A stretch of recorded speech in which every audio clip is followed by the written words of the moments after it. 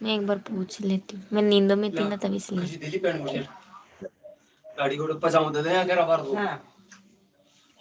आज करेंगे अपन page layout tape. Insert tape समाप्त कर लिया था अपन ने, आज अपन करेंगे page layout tape. Page layout tape में सबसे पहले थीम आता है। तो जैसा अपन ने पहले भी पढ़ा था, थीम के लिए अपने को पहले कोई डेटा तैयार करना पड़ेगा, इसमें कोई टाइटल हेडिंग 1 बने, 2 बने, ठीक है। तो इसमें देखो मैंने कहा कि इसको टाइटल बनाना, इसको हेडिंग 1, इसको हेडिंग 2, इसको हेडिंग 3, इसको नॉर्मल टेक्स्ट। तो मुझे बताओ इसका टाइटल कैसे बनाओ। इसका टाइटल, हाँ, इसको टाइटल बनाना है, इसको नीचे वाले को हेडिंग 1, इसको फिर हेडिंग 2। तो टाइटल कैसे बनाओ? होम में जाके स्टाइल में, होम में स्टाइल में कहाँ पे, कौन सी स्टाइल?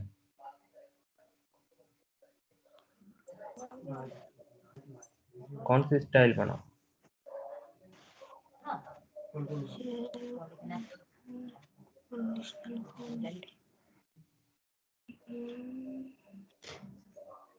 तीन है ना इसमें, कौन सी पे क्लिक करो? इतनी देर थोड़ा लगा सेल स्टाइल पे, ठीक है। इसमें टाइटल, इससे मैं हेडिंग 1 बनाऊंगा, इससे मैं हेडिंग 2 बनाऊंगा, इससे मैं हेडिंग 3 बनाऊंगा, ठीक है। अब पेज लेआउट में थीम पे गया। अब कौन सी थीम रखनी है, जो भी थीम में रखूंगा उसी के हिसाब से इसका कलर और फॉन्ट सेट हो जाएगा। देख रहे हो, जैसे जैसे मैं चेंज कर रहा हूँ वैसे वैसे यहाँ चेंज हो रहा है ना। तो इसका कलर और फॉन्ट चेंज हो जाता है। अगर मैं सिर्फ कलर ही चेंज करना चाहूँ तो कलर वाले पे क्लिक करूंगा, तो इससे सिर्फ कलर चेंज होगा, फॉन्ट चेंज नहीं होगा। और अगर मुझे फॉन्ट चेंज करना है, कलर नहीं, तो इससे सिर्फ फॉन्ट चेंज होगा, कलर चेंज नहीं होगा, है ना। इफेक्ट में जब आप शेप लगाते हो तो शेप के ऊपर कैसा इफेक्ट है वो यहाँ से सेट करते हैं। इसका आता है मार्जिन। जैसा अपन ने वर्ड में भी पढ़ा था कि अगर आप कोई चीज प्रिंट करना चाहते हो तो अपन ये सेट कर सकते हैं कि चारों तरफ कितनी जगह छोड़ के प्रिंट होए। तो जो जगह छोड़ते हैं वो कहलाता है मार्जिन। तो ये डिफाइंड है, देखो ये 0.75, 0.75, 0.7, है ना। एडर में 0.3, 0.3, ये 1। तो ये प्री डिफाइंड है। आप चाहो नहीं अपने हिसाब से सेट करना है तो कस्टम मार्जिन में जाके अपने हिसाब से सेट कर सकते हो कि कैसे रखना है। और अगर आप टेबल को सेंटर ऑन द पेज चाहते हो तो यहाँ से आप सेट कर सकते हो कि हॉरिजॉन्टल सेंटर करना है या वर्टिकल सेंटर करना है ना। तो यहाँ से अपन मार्जिन सेट करते हैं। इसके बाद ओरिएंटेशन, पोर्ट्रेट और लैंडस्केप। वर्ड में बताया था पोर्ट्रेट का मतलब सीधा, लैंडस्केप का मतलब आड़ा। तो आपको किस टाइप की प्रिंटिंग करनी है वो यहाँ से सेट करेंगे। किस पेपर पे प्रिंट करनी है, जिस पे प्रिंट करने वाला उस पेपर की साइज क्या है वो यहाँ से सेट करेंगे, ठीक है। पेपर की साइज यहाँ से सेट करेंगे। प्रिंट एरिया, प्रिंट एरिया क्या होता है कि अगर मैं अभी प्रीव्यू देखूं तो पूरा पेज प्रिंट हो रहा है, ये देखो दोनों चीज आ रही है। अगर मैं यहाँ पे चाहूँ कि ये एरिया सेट कर दूं प्रिंट एरिया, ठीक है। तो अब मैं प्रिंट एरिया को चेक करूं तो यही प्रिंटिंग में आ रहा है, दूसरा पार्ट नहीं आ रहा। अगर दूसरे पेज पे ये भी प्रिंट करवाना है तो ऐड टू प्रिंट एरिया में क्लिक कर दिया। तो आप देखोगे आप कि दोनों पेज में आ गया प्रिंटिंग, वो भी आ गया पर अलग अलग पेज पे आया। तो इस तरह से प्रिंट एरिया सेट कर सकते हैं। अब प्रिंट एरिया क्लियर करना है तो यहाँ पे जाओ और क्लियर प्रिंट एरिया, तो आप देखोगे अब प्रिंट एरिया क्लियर हो गया।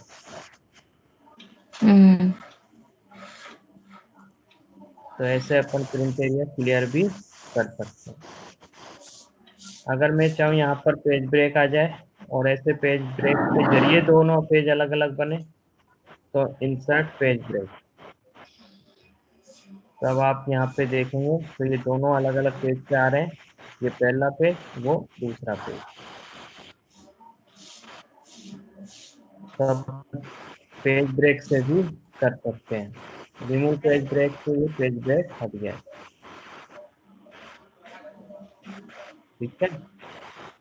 और रीसेट ऑल पेज ब्रेक करेंगे तो सारे पेज ब्रेक रीसेट हो जाएंगे। बैकग्राउंड, इस पे कोई बैकग्राउंड लगाना हो तो बैकग्राउंड पे क्लिक करो, जो भी पिक्चर का बैकग्राउंड लगाना है बैकग्राउंड को सेलेक्ट करो और इंसर्ट कर दो।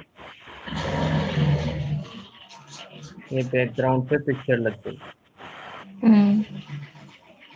तो डिलीट बैकग्राउंड करके अपन वापस हटा सकते हैं। ठीक है। मान लो मैंने इस पे इंसर्ट करा, इसे मैंने कहा सीरियल नंबर और इसे मैंने कह दिया टॉपिक। ठीक है। अब मान लो मैं इसे खींच के दूसरे पेज पे ले जाता हूँ, दूसरे पेज पे ले गया मैं, तो अपन देखेंगे कि दूसरे पेज पे अभी प्रीव्यू देखें तो पहले पेज पे तो सीरियल नंबर टॉपिक लिखे आ रहे हैं पर दूसरे पेज पे नहीं आ रहे। अब अगर मैं चाहूँ कि दूसरे पेज पे भी हेडिंग आए तो प्रिंट टाइटल पे क्लिक करो। प्रिंट टाइटल में कौन सी रो को रिपीट करना है उस पर क्लिक करके और ओके कर दो। तो अब अपन देखेंगे कि सीरियल नंबर टॉपिक हर पेज पर प्रिंट होएगा। आगे यहाँ भी सीरियल नंबर टॉपिक, तो ऐसे सीरियल नंबर टॉपिक को हर पेज पर प्रिंट कर सकते हैं। सर ये अभी आपने जिस इसको स्क्रॉल करा है तो अपना जो सीरियल नंबर ये 1 2 3 4 5 6 एक साथ आ गया, पर मेरे वाले में जो इसके ऊपर जो टाइप करती हूँ ना सिर्फ वो ही सब में आ रहा है। नहीं, मैंने तुम्हें पिछली बार जब ये खींच के बताया था तब बताया था कि यदि आप एक अकेले को सेलेक्ट करके करोगी तो वही वही आएगा। ये देखो, तो सेलेक्ट तो खाली किया ही नहीं, खाली ना खाली माउस को पकड़ के नीचे ही तो खींच जाता। अभी एक ही सेल सेलेक्टेड है ना। हाँ, अब मैंने ये 2 सेल सेलेक्ट कर लिए और अब मैं पकड़ के खींचूंगा।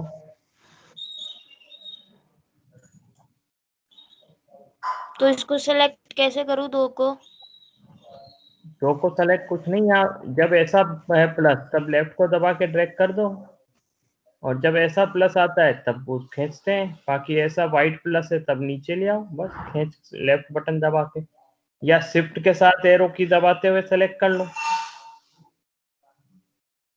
शिफ्ट की दबा के और एरो की दबाते जाओ तो सेलेक्ट हो जाएगा, और नहीं तो यूं ड्रैग करके सेलेक्ट हो जाएगा, है ना। और अगर आप अकेले को भी करते हो तो जब खींच रहे हो तब कंट्रोल दबा लो, कंट्रोल की तो दबा भी के नहीं आया। नहीं तब तो आ जाएगा। पहले कंट्रोल की दबाओ फिर ड्रैग करो, ड्रैग करने के बाद कंट्रोल की नहीं दबाना, कंट्रोल की दबाने के बाद ड्रैग करना,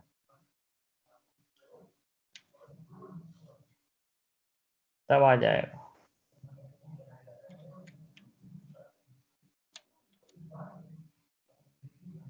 नंबर अभी भी नहीं आ रहे पर तो क्या आ रहा है? वो खाली ब्लैंक ही आ रहा है, खाली ऊपर के 2 डिजिट्स ही आ रहे हैं। तुमने जब ये यहाँ कोने में जब काला प्लस आए तब ड्रैग करो, तुम इसको ड्रैग मत करो ऐसे, काला प्लस होना चाहिए, जब ये कोने में लाओ काला प्लस बन जाए तब ड्रैग करो।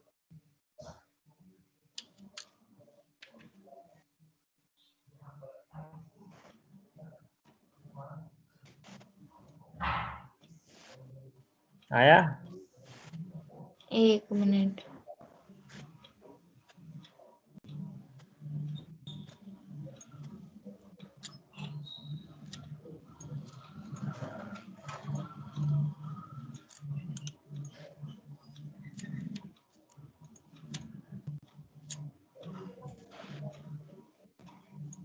हाँ बाया।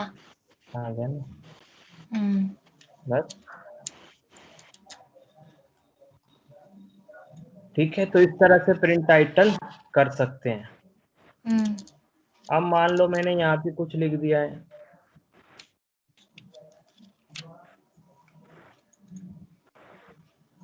ये अभी कुछ लिख दिया है, तब आपके पास में 3 पेज हो गए, 1 2 और नीचे है 3। तब इनकी सीक्वेंस किस तरह से आए, डाउन देन ओवर या ओवर देन डाउन, यानी पहला पेज ऊपर वाला, फिर नीचे वाला दूसरा, फिर साइड वाला तीसरा या चौथा, ऐसे आए, या पहला पेज साइड वाला दूसरा, नीचे वाला तीसरा है। तो अभी तो बाय डिफॉल्ट तो डाउन देन ओवर है, तो अभी देखेंगे तो अपन देखेंगे पहला पेज, दूसरा पेज, तीसरा पेज और चौथा पेज, है ना? अगर मैं चाहूँ कि नहीं मुझे ओवर देन डाउन करना है तो इस पे टिक करूंगा, तो अब चलाऊंगा तो अब देखेंगे अपन पहला पेज, उसके बाद दूसरा पेज, फिर तीसरा पेज, है ना, फिर चौथा पेज, तो ऐसे आता है। तो आपको कैसे करना है, पहले किधर जाना है फिर किधर जाना है, ये यहाँ से सेट कर सकते हैं। ठीक है, अभी अपन देख रहे हैं सिर्फ इतने से कंटेंट के लिए एक नया पेज आ रहा है। अपन चाहे इतने से कंटेंट को तो अपन इसी पेज में फिक्स कर दें,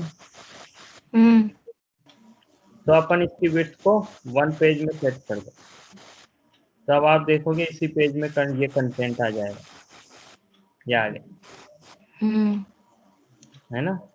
तो अपन फिक्स कर सकते हैं इसको, यहाँ से भी कर सकते थे और स्केलिंग यहाँ से भी कर सकते थे। 100% पे तो उधर गया, इधर आ गया, है ना?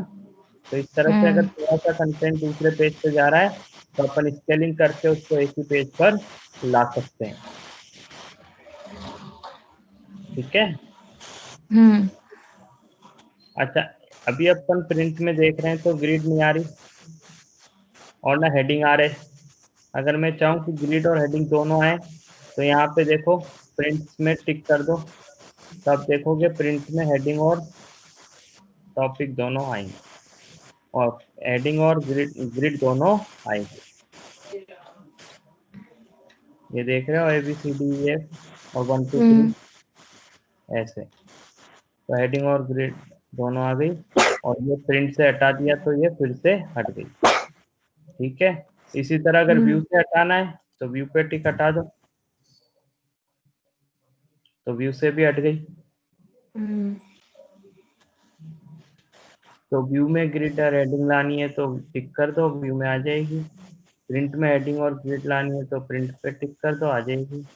तो इस तरह से अपन कहीं से भी ग्रिड और हेडिंग हटा सकते हैं और ला सकते हैं। ठीक है, तो इस तरीके से था ग्रिड और हेडिंग। तो प्रिंट में लानी है हटानी है, ये सब इस पर डिपेंड करता है।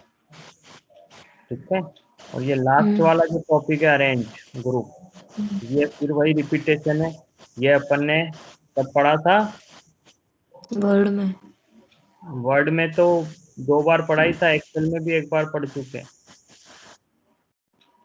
वो पिक्चर को, हाँ, पिक्चर जब इंसर्ट करते हैं तब अपने पास जो फॉर्मेट आता है इसमें आता है ये bring forward, send backward, selection pen, align, rotate, group, ये सब आता है ना। तो 2 पिक्चर लगाइए तो उनको आगे पीछे करना, पिक्चर को रोटेट करना, ये सब पेज लेआउट में भी आता है।